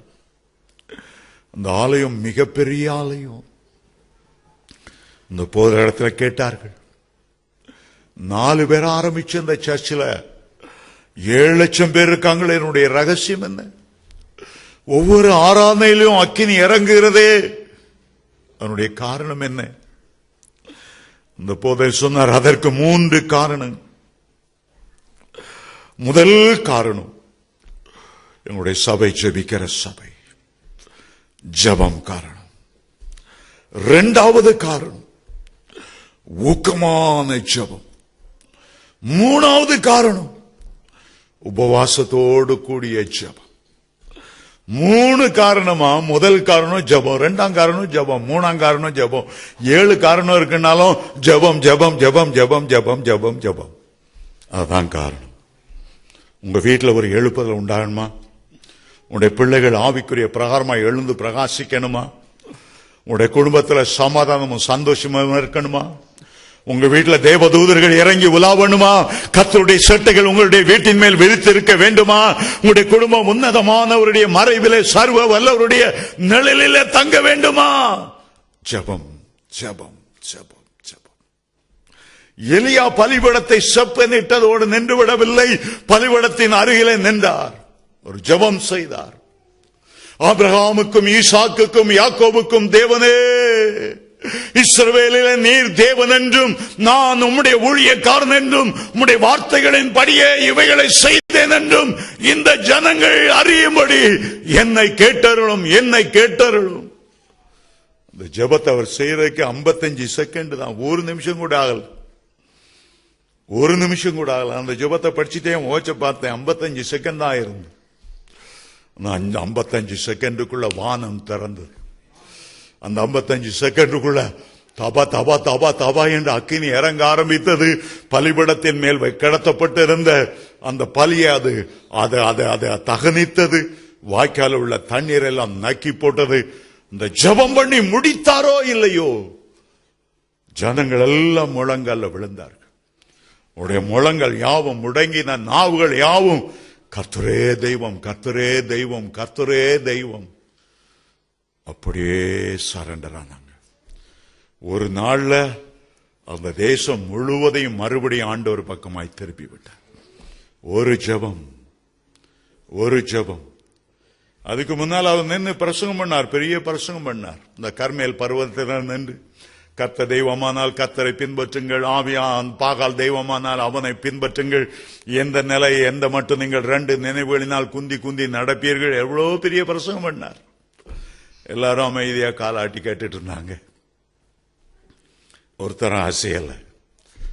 பிரசங்கம் அசைக்காததை ஜெபம் அசைக்குங்க. ஹல்லேலூயா, ஹல்லேலூயா. எதை விட்டாலும் ஜெபத்தை விட்டுறாது. ஆண்டவரிடத்துல கேட்கக்கூடிய மிக சிறந்த காரியம் உண்டுண்டா, எனக்கு ஒரு ஜெப ஆவி வேணும். நாம ஜெபிக்கிறது வேற, நம்முடைய அறிவிலிருந்து ஜெபிக்கிறது வேற, நம்ம ஞானத்தை உபயோகப்படுத்தி ஜெபிக்கிறது வேற. ஆனால் நமக்குள்ளே வாசம் பண்ணுகிற ஆவியானவர் நமக்குள்ள இருந்து ஆவியால நிரம்பி ஜெபிக்கிற ஜெபம் இருக்கிறதே. ரோமர் 8:26 அந்தபடி ஆவியானவர் நம்முடைய பலவீனங்கள்ல நமக்காக ஜெபிக்கிறார். ஏற்றபடி விண்ணப்பம் செய்ய வேண்டியது இன்னதென்று அறியாதிருக்கிறபடியால வாக்கு கடங்காத பெருமூச்சுகளோடு நமக்குள்ளே இருந்து அவர் ஜெபிக்கிறார். அதுதான் ரொம்ப வல்லமையான ஜெபம். அந்த ஆவியானவரோடு ஒரு ஐக்கியம் கொள்ள கொள்ள நமக்குள்ள அந்த ஜெப ஆவி பற்றி எரிந்து கொண்டே இருக்கும். அப்போதான் அந்த அக்கினி இறங்கினது. சாலமோன் ஜெபிக்கிறார், அக்கினி இறங்குகிறது. எலியா ஜெபிக்கிறார், அக்கினி இறங்குகிறது. நம்ம ஜெபிக்கும் போது அக்கினி ஆண்டவர் இறங்க பண்ண மாட்டாரா? நம்முடைய ஆண்டவர் பட்சபாதம் இல்லாத தேவன். நிச்சயமாய் அக்கினி இறங்கும். மூன்றாவதாக எப்போது அக்கினி இறங்கினது? அப்போஸ்தலர் 2ஆம் அதிகாரம் 3ஆம் 4ஆம் வசனத்தை வாசிக்கும் போது, முதல் வசனத்திலிருந்து வாசிக்கும் போது, பெந்தைக்கோஸ்தே நாள் என்ற நாள் வந்த போது அவர்கள் எல்லாரும் ஒருமனப்பட்டமா ஓரிடத்தில் அவர்கள் கூடி வந்தார்கள். 120 பேர் கூடியிருக்கிறார்கள். 10 நாட்களாக அவர்கள் காத்திருந்து ஜெபித்துக் கொண்டே இருந்தார். ஆண்டவர் பரமேறி போனது 40வது நாள். பெந்தைக்கோஸ்தே நாள் என்பது 50வது நாள். 40வது நாளிலிருந்து 50வது நாள் வரையிலும் 10 நாட்கள் அந்த மேல் வீட்டறையிலே அவர்கள் ஜெபித்துக் கொண்டிருக்கிறார்கள்.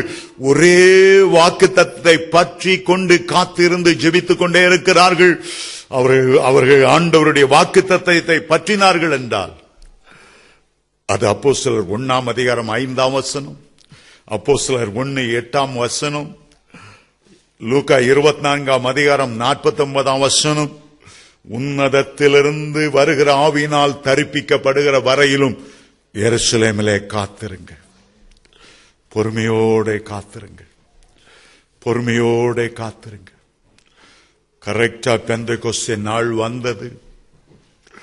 ஒரு பெரும் காற்று அந்த அறைக்குள்ளே வீசினது. ஜன்னல்கள் எல்லாம் அடைக்கப்பட்டிருந்ததாம், கதவுகள் எல்லாம் அடைக்கப்பட்டிருந்ததாம். யூதருக்கு பயந்ததினாலே மேல் வீட்டறையில கதவு ஜன்னல் அடைத்திருக்கிறார்கள். அங்கே உள்ளே வெளியே காற்று வருவதற்கு வழி இல்லை. அந்த காலத்தில் ஃபேன்களும் இல்லை, ஃபேன் காற்றும் வரவில்லை. அறைகள் மூடியிருந்தாலும் பரலோக பெருங்காற்று அங்கே வீசினது. ஆவியானவராகிய காற்று அங்கே வீசினது. இது மாம்சத்தை தொட்டுவிட்டு போகிற காற்று அல்ல. நம்முடைய ஆத்துமாவில் உள்ள தூசிகள் தும்புகள் எல்லாவற்றையும் அடித்துக் கொண்டு போகிற ஒரு காற்று. ஒரு அக்கினி அபிஷேகத்துக்கு வழி திறந்து கொடுத்த காற்று வீசினது. அதற்கு பிறகு ஒவ்வொரு மேலும் அக்கினி மயமான நாவுகள் வந்து அமர்ந்தன. எல்லாரும் பரிசுத்தாவியால நிரப்பப்பட்டு தேவன் அவர்களுக்கு தந்தருளின வரத்தின்படியே அந்நிய பாஷைகளை பேச ஆரம்பித்தார். ஒரு பெரிய எழுப்புதல். அவர்கள் காத்திருந்த போது உங்களுடைய வாழ்க்கையிலும் கர்த்தருக்கு காத்திருக்கும் போது ஒரு பெரிய எழுப்புதலை காண்பீர்கள். ஏசாயா 40ஆம் அதிகாரம் 30-31. கர்த்தருக்கு காத்திருக்கிறவர்களோ புது பலன் அடைந்து கழுகளைப் போல செட்டைகளை அடித்து எழும்புவார்கள். கர்த்தருக்கு காத்திருக்கிறவர்கள் வெட்கப்பட்டு போவதில்லை. தேவ சமூகத்தில் காத்திருக்கிற காலம் வீணான ஒரு நேரம் அல்ல. அது உன்னத பலன் உங்களை நிரப்புகிற ஒரு வேளை. கடைசியாக 4ஆவதாக எப்பொழுது அக்கினி இறங்குகிறது? வசனத்தை தியானிக்கும் போது. சங்கீதம் 39:3 சொல்லுகிறது, தாவீது சொல்லுகிறார், நான் நலமானதையும் பேசாமல் நான் அமர்ந்திருந்தேன், கர்த்தருடைய சமூகத்தில் நான் காத்திருந்தேன், எனக்குள்ளே என் ஆவி அனல் மூண்டது, எனக்குள்ளே அக்கினி மூண்டது. அப்பொழுது நான் என் ஆவினால் விண்ணப்பம் செய்தேன். நான் தியானிக்கையில் அக்கினி மூண்டது, நாம் தியானிக்கையில் அக்கினி மூண்டது. வேத வசனங்களை தியானிக்கும் போது, ஆவியும் ஜீவனுமான இந்த வசனங்களை தியானிக்கும் போது நமக்குள்ளே ஒரு அக்கினி இறங்கி வருகிறது. சங்கீதக்காரன் 1 சங்கீதத்திலே சொல்லிவிடுகிறார், கர்த்தருடைய வேதத்தில் தியானமாயிருந்து இரவும் பகலும் அதை தியானிக்கிற மனுஷன் பாக்கியவான். அவன் நீர்க்கால்களின் ஓரமாய் நடப்பட்டு தன் காலத்தில் தன் கனியை தந்து இலைதுராதிருக்கிற மரத்தை போல இருப்பான். இரவும் பகலும் கர்த்தருடைய வேதத்தில் பிரியமாயிருந்து, இரவும் பகலும் தியானமாயிருந்து அவன் பாக்கியவான். எம்மாவூருக்கு சீஷர்கள் போய்க் கொண்டிருந்தார்கள். ஆண்டவர் கூடவே நடந்தார். வீண் கதெல்லாம் பேசல. ஆண்டவர் சிலுவையில் நான் எப்படி பாடுபட்டேன் தெரியுமா, எப்படி முள்முடி சூட்டினாங்க, அதெல்லாம் பத்தி பேசல. அங்குள்ள அரசியல் பேசல, ரோமர்களை பத்தி பேசல, பரிசேயரை பற்றி ஆண்டவர் பேசல. வேத வாக்கியங்களை பேசினார். அப்பொழுது அவருடைய உள்ளம் கொழுந்து விட்டு எரிய ஆரம்பித்தது. அதுக்கு பிறகு அவர்கள் சொன்னார்கள், அவர் நமக்கு வேத வசனங்களை விளக்கி காண்பித்த போது நம்முடைய உள்ளம் கொழுந்து விட்டு எரியவில்லையா? அக்கினியை பற்ற வைக்கக்கூடியது இந்த வேத புத்தகம் தான். அக்கினியை பற்ற வைக்கக்கூடியது இந்த வேத வசனங்கள். அப்போஸ்தலனாகிய பேதுரு கொர்நேலியு என்ற 100 அதிபதி வீட்டுக்கு வந்தார். ஒரு புறஜாதியாருடைய வீடு. கொர்நேலி ஒரு இஸ்ரவேலன் அல்ல. அவன் ரோம அரசாங்கத்தின் கீழே 100 அதிபதியாய் சசரியா பட்டணத்தில் இருந்தான். பேதுரு அந்த வேத வசனங்களை வைத்து பிரசங்கிக்க ஆரம்பித்தார். அப்போஸ்தலர் 10:44 சொல்லுகிறது, இந்த வசனங்களை பேதுரு பிரசங்கித்துக் கொண்டிருக்கும் போது கேட்டுக்கொண்டிருந்த யாவர் மேலும் ஆவியானவர் இறங்கினார். அது பெரியவங்க சிறியவங்க, அவங்க புறஜாதியார், இஸ்ரவேல், யூதர்கள், எந்த வித்தியாசமும் அல்ல. கேட்டுக்கொண்டிருந்த யாவர் மேலும் அக்கினி இறங்கினது, யாவர் மேலும் அபிஷேகம் இறங்கினது. இன்றைக்கு ஏதோ ஒரு காரியத்தை கர்த்தர் உங்களுடைய வாழ்க்கையில செய்ய போகிறார். இன்றைக்கு ஆண்டவர் உங்களுடைய வாழ்க்கையில குறுக்கிட விரும்புகிறார். உங்களுடைய வாழ்க்கையில் அநேகர் சோர்ந்து போய்விட்டீர்கள். அநேகர் அனலும் இல்லாமல் குளிரும் இல்லாமல் தடுமாறி கொண்டிருக்கிறீர்கள். அநேகர் 2 நினைவுகளினால் குந்தி குந்தி நடந்து கொண்டிருக்கிறீர்கள். ஆண்டவரோ அக்கினியை உங்கள் மேல போட வந்தார், அதை இப்பொழுதே பற்றி எரிய வேண்டும் என்று விரும்புகிறேன் என்று சொன்னார். அதற்கு முன்பாக நான் மரணத்துக்குள்ளாக கடந்து போக வேண்டியது இருக்கிறது, நான் மூழ்க வேண்டிய ஒரு ஸ்நானம் இருக்கிறது. அதுவரையிலும் நான் எவ்வளவோ நெருக்கப்படுகிறேன். இந்த மரணத்தின் வழியாய் நான் கடந்து சென்று என்னுடைய பிள்ளைகள் மேல் நான் அக்கினியை போட விரும்புகிறேன். இன்றைக்கும் ஆண்டவர் உங்கள் மேல் அக்கினியை போட விரும்புகிறார். இன்றைக்கு ஆவியின் வரங்களை உங்களுக்கு தரும்படி விரும்பப்படுகிறார். இன்றைக்கு உங்க மேல ஒரு அபிஷேக எண்ணெயை ஊற்ற விரும்புகிறார். ஒரே ஒரு முறை இந்த உலகத்தின் வழியாய் கடந்து செல்லுகிறோம்.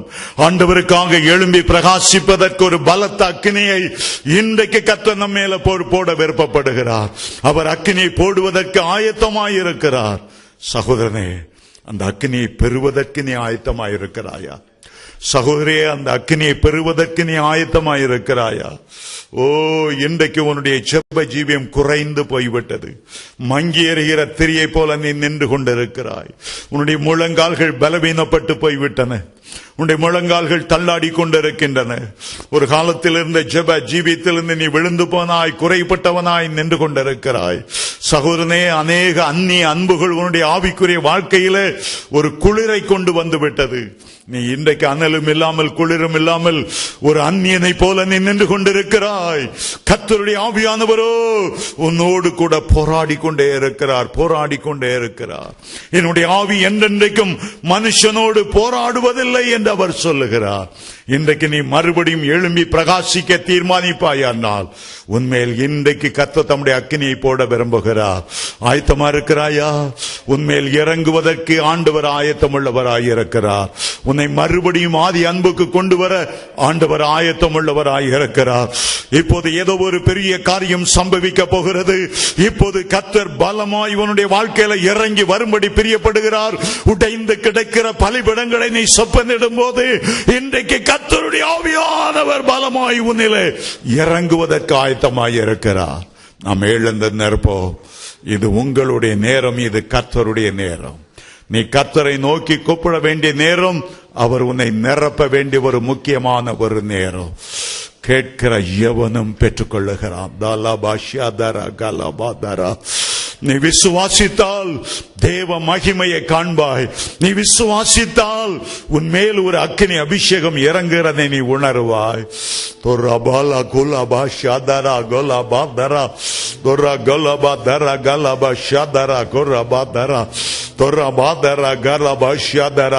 உனக்கு நேர் முன்பாக அக்கினி அபிஷேகத்தோடு கர்த்தர் நின்று கொண்டிருக்கிறார். தம்மை பற்றிய உத்தம இருதயத்தோடு இருக்கிறவர்களுக்கு தம்முடைய வல்லமையை வெளிப்படுத்தும்படி அவருடைய கண்கள் உன்னை கூர்ந்து நோக்கி கொண்டிருக்கிறது.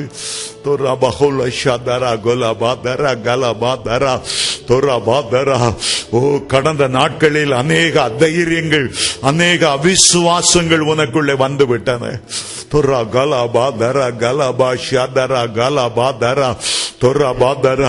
கடமைக்காக கர்த்தருடைய சமூகத்துக்கு வந்துவிட்டு நீ போய்விட்டு கொண்டிருக்கிறாய்.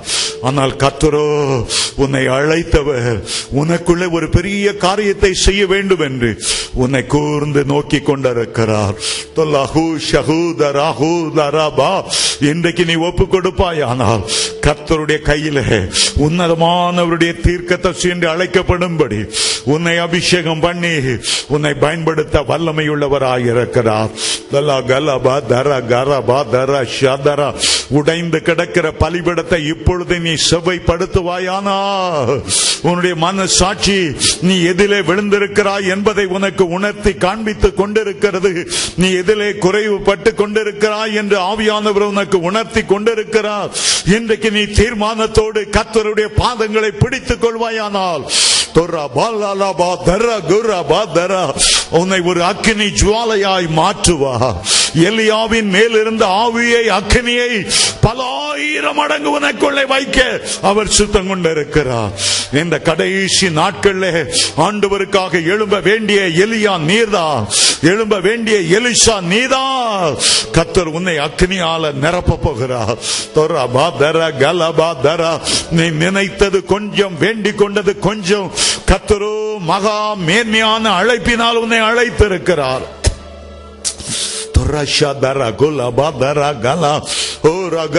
யார் யார் ஆண்டவருக்காக எழும்ப நினைக்கிறார்களோ, யார் யார் ஆண்டவருக்காக ஊழியம் செய்ய விரும்புகிறார்களோ அவர்களை அக்கினி ஜுவாலையாக்கி பயன்படுத்துவதற்கு என் ஆண்டவர் கிருபை உள்ளவராய் இருக்கிறார். இப்பொழுது இப்பொழுது இப்பொழுது இப்பொழுது இயேசுவின் நாமத்திலே கர்த்தருடைய வல்லமை பலமாய் உன் மேலே இறங்கி வருவதாக, இறங்கி வருவதாக. ஆவியானவரே, இது உம்முடைய நேரம், உம்முடைய பிள்ளைகளை சந்திக்கிற ஒரு நேரம், அக்கினி மயமான நாவுகளால் நிரப்புகிற ஒரு நேரம்.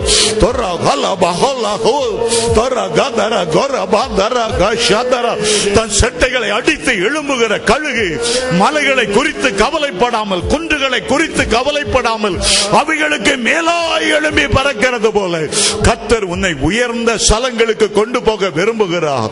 இன்றைக்கு இருக்கிற நிலைமை அல்ல, நீ இன்றைக்கு இருக்கிற இருக்கிற நிலைமை அல்ல சகோதரனே, நீ இன்றைக்கு இருக்கிற நிலைமை அல்ல. கர்த்தர் உன்னை மேன்மையாய் பார்த்திருக்கிறார். அதற்காகவே ஜீவனை கொடுத்து இன்றைக்கு உன்னை அபிஷேகம் பண்ணும்படி கரம் பிடித்து அழைத்து கொண்டு வந்திருக்கிறார். பெற்றுக்கொள்ள ஆயத்தமாயிருக்கிறாயா? பெற்றுக்கொள்ள ஆயத்தமாயிருக்கிறாயா? இப்பொழுது அக்கினி இறங்க போகிறது. எலியாவின் பலிபீடத்தில் இறங்கின ஆவியானவர், எலியாவின் பலிபீடத்தில் இறங்கின அதே அக்கினியானவர் உன்னுடைய உள்ளமாகிய பலிபீடத்தில் இறங்குவதற்கு ஆயத்தமாக இருக்கிறார். இப்போ நீ பெற்றுக்கொள்ள போகிறாய், பெற்றுக்கொள்ள போகிறாய். ஹல்லேலூயா. எலியா ஒரு நேரத்துக்காக அவர் காத்திருந்து கொண்டே இருந்தார். அது அந்தி பலி செலுத்துகிற நேரம், அந்தி பலி செலுத்துகிற நேரம் வந்துவிட்டது. உலகத்தின் அந்தி வேளை வந்துவிட்டது. கடைசி காலம் வந்துவிட்டது. பின்மாறி மழை பொழிகிற நேரம் வந்துவிட்டது. மாம்சமான யாவர் மேலும் என் ஆவியை ஊற்றுவேன் என்று கர்த்தர் சொன்ன காலம் வந்துவிட்டது.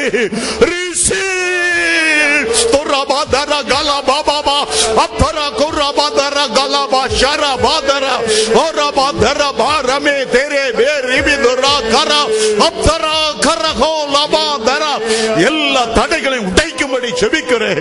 எல்லா தடைகளையும் உடைக்கும்படி ஜெபிக்கிறேன். எல்லா அந்தகார வல்லமைகளும் விலகும்படி ஜெபிக்கிறேன். தேவனுடைய மகிமை இறங்குவதற்காக இருக்கிற எல்லா பிரச்சனைகளையும் கர்த்தர் மாற்றும்படி ஜெபிக்கிறேன். ஆவியானவரே, ஆவியானவரே, ஆவியானவரே, இந்த அபிஷேகம் போதாத ஐயா, இந்த வல்லமை போதாத ஆண்டவரே, இன்னும் ஒரு மேன்மையான நிலைமைக்கு உம்முடைய பிள்ளைகளை அழைத்து செல்லும்படி ஜெபிக்கிறேன். எல்லாரும் கைகளை தட்டி வாய்களை திறந்து தேவன் கொடுக்கிற பாஷையின்படி புதிய பாஷையை பேசி ஆண்டவரை மகிமைப்படுத்துங்க. உங்களுடைய உள்ளத்தின் ஆழத்திலிருந்து ஒரு நீரூற்று போல, ஒரு நீரூற்று போல கர்த்தருடைய அபிஷேகம் பொங்கி வருகிறது, பொங்கி வருகிறது. பேசு, அடக்கி கொள்ளாதே, அடக்கி கொள்ளாதே. உன்னுடைய சத்தத்தை எக்கால சத்தத்தை போல உயர்த்தி கர்த்தரிடத்தில் கேள். ஆதி அன்புக்கு திரும்பு, ஆதி அன்புக்கு திரும்பு, ஆதி அன்புக்கு திரும்பு. ஓ ரபா லரா பா தரா கலா பா ஷரா, ஓ ரபா தரா கலா பா ரபா தரா கலா பா ஷரா. இன்னும் இன்னும் இன்னும் ஆண்டவரே, இன்னும் இன்னும் இன்னும் ஆண்டவரே, இன்னும் இன்னும் இன்னும் இன்னும் இயேசுவின் நாமத்தில் வானங்கள் திறக்கப்படுவதாக, வானங்களை கிழித்து எங்களுடைய மத்தியில இறங்குவீராக. ஒரு பெரிய அசைவு எங்களுடைய மத்தியில உண்டாவதாக. இன்னும் இன்னும் இன்னும் இன்னும் இன்னொரு பெரிய அபிஷேகம், இன்னொரு பெரிய வல்லமை, எல்லாவற்றையும் எல்லாவற்றாலும் நிரப்புகிறவர். யாராவது பரிசுத்த ஆவியை பெறாமல் இருந்தால் இப்போது கர்த்தருடைய அருகில வருகிறதை உணர்ந்து இயேசுவின் முகத்தை நோக்கி பார்த்து விசுவாசத்தோடு அந்நிய பாஷையில பேச ஆரம்பி. கர்த்தர் உன்னை நிரப்புகிறார், கர்த்தர் உன்னை நிரப்புகிறார். என் பாத்திரம் நிரம்பி வழிகிறது, என் பாத்திரம் நிரம்பி வழிகிறது. பேசு, கர்த்தரை மகிமைப்படுத்து. ஹபா ரபா தர கல பா தர. தீர்க்கதரிசன அபிஷேகத்தை கர்த்தர் ஊற்றுகிறார், தீர்க்கதரிசன அபிஷேகத்தை கர்த்தர் ஊற்றுகிறார், தீர்க்கதரிசன அபிஷேகத்தை கர்த்தர் ஊற்றுகிறார். அக்கினி மயமான நாவுகள் உண்மையில் அமருகிறது. தீர்க்கதரிசன அபிஷேகத்தை கர்த்தர் ஓ ரபா தர கல பா தர, ஓ ரபா தர கல பா. சபையை ஆண்டவர் சுத்திகரிக்க விரும்புகிறார். ஓ ஒரு மேன்மையான அனுபவத்துக்குள்ளாக கர்த்தர் சபையை கொண்டு போகிறார். ரபா லரா பா தர கல பா தர கஷ தர, ஓ ரபா தர பா தர கல பா தர கல பா ரபா ரபா தர பா ஷதர கல பா தர பா. ஓ ஜீசஸ், ஜீசஸ், இன்னும் இன்னும் எங்களுக்கு அபிஷேகம், இன்னும் இன்னும் வல்லமை, இன்னும் இன்னும் ஆவியின் வரங்கள் ஒவ்வொரு மேலும் பற்றி பிடிப்பதாக. ஓ ரபா தர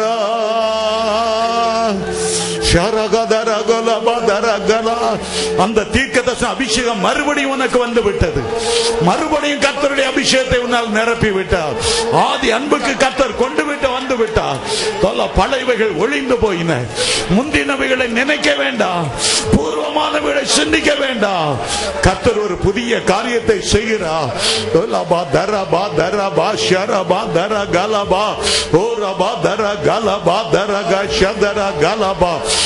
நீ ஆண்டவருக்காக எழும்பி விட்டாய். கர்த்தர் உன்னை எழும்ப பண்ணினார். ஓ ரபா தர கலபா ஷதரா. மறுபடியும் அந்த ஜெப ஆவி உன்னை ஊற்றப்படுகிறது. அந்த ஜெப ஆவி ஊற்றப்படுகிறது.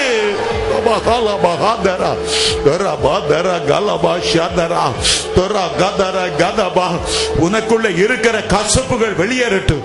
எல்லா கசப்புகளையும் எல்லா மன்னியாத சுவாபங்களையும் தூக்கி போடு. கர்த்தர் உன்னை பயன்படுத்த வேண்டிய நேரம் வந்துவிட்டது.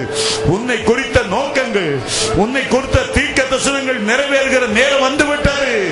கர்த்தர் உன்னை பயன்படுத்தும்படி ஆவல் உள்ளவராக இருக்கிறார். மறுபடியும் கைகளை தட்டி ஆண்டவருக்கு நன்றி செலுத்துவோம்.